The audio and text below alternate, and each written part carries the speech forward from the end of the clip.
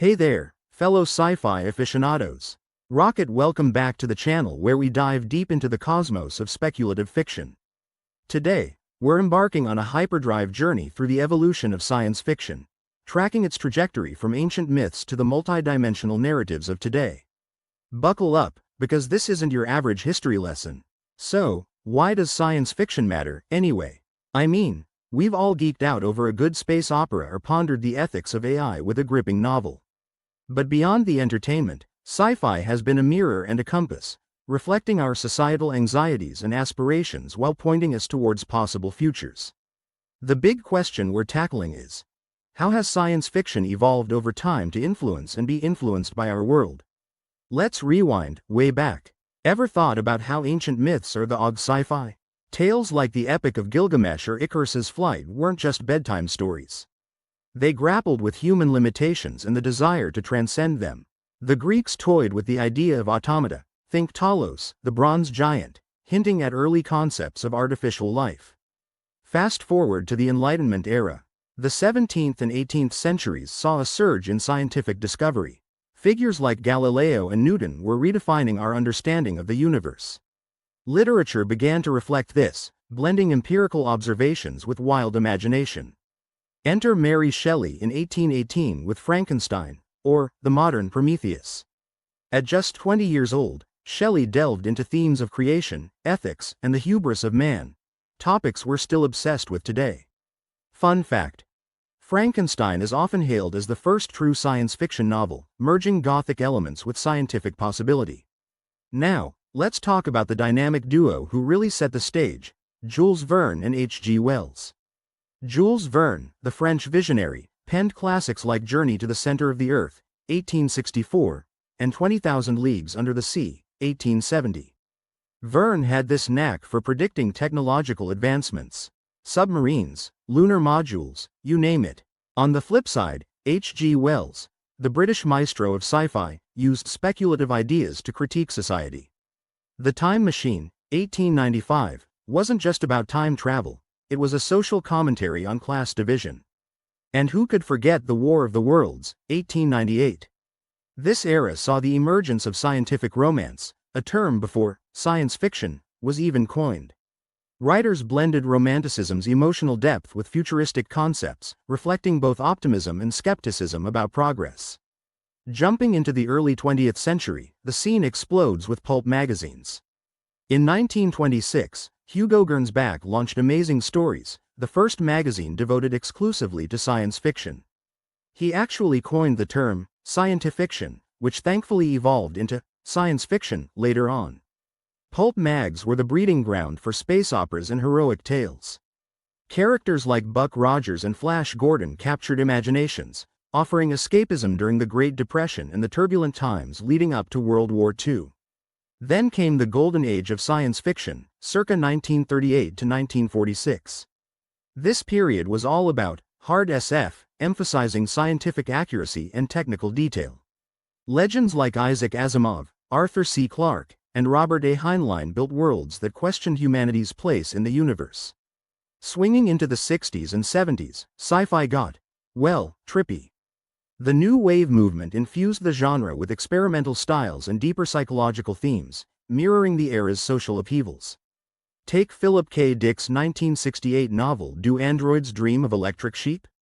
Ursula K. Le Guin broke ground with The Left Hand of Darkness, 1969, exploring gender fluidity and social structures on the planet Gethen, where inhabitants are ambisexual. Then there's Frank Herbert's Dune, 1965, a dense epic intertwining ecology, politics, religion, and technology. This era also saw sci-fi's infiltration into mainstream media. 2001. A Space Odyssey, 1968, a collaboration between Clarke and director Stanley Kubrick that was as much a philosophical inquiry as it was a visual spectacle. Star Trek, 1966 to 1969, Gene Roddenberry's vision of a utopian future tackled issues like racism, war, and ethics, all under the guise of space exploration. By the 80s, technology was advancing at warp speed, and so was its darker sibling, cyberpunk. Defined by the tagline, high-tech, low-life, Cyberpunk explored the gritty underbelly of futuristic societies dominated by megacorporations and invasive technology. William Gibson's Neuromancer, 1984, is seminal here. He coined the term cyberspace and painted a vivid picture of the Matrix, a virtual reality dataspace. Then there's Blade Runner, 1982, directed by Ridley Scott and based on Dick's novel. It delved into bioengineering and existentialism, questioning what it means to be alive. Cyberpunk's aesthetics and themes spilled over into other mediums, anime and manga.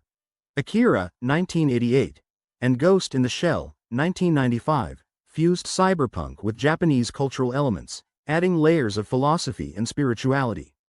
As we approached the new millennium, sci-fi became a global tapestry, enriched by diverse voices and perspectives.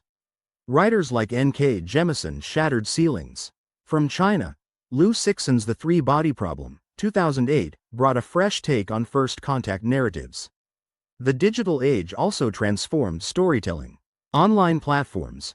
Serializations like The Martian by Andy Weir started as a free blog before becoming a bestseller and a Hollywood film. Podcasts and audio dramas blurred the lines between radio play and novel.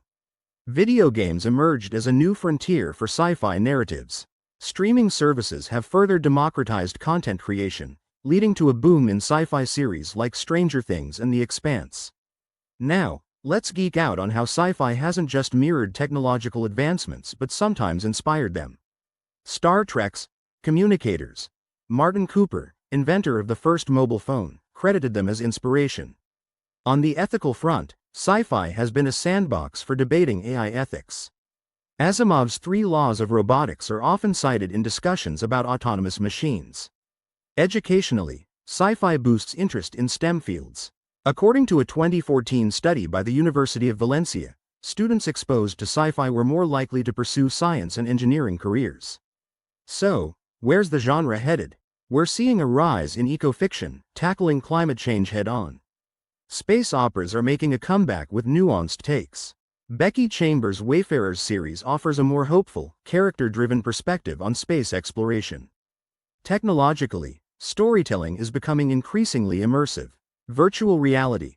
Platforms like Oculus are hosting narrative experiences that are interactive and deeply engaging. Phew, what a ride, right? From ancient epics to VR experiences, science fiction has evolved but remains rooted in our fundamental desire to explore the unknown and question the status quo. Its enduring appeal lies in its versatility. So, here's my challenge to you. Dive into a sci-fi work outside your usual realm. If you're a die-hard space opera fan, pick up a cyberpunk novel. Because at the end of the day, science fiction isn't just about distant galaxies or future tech. It's about us, our fears, our hopes, our potential.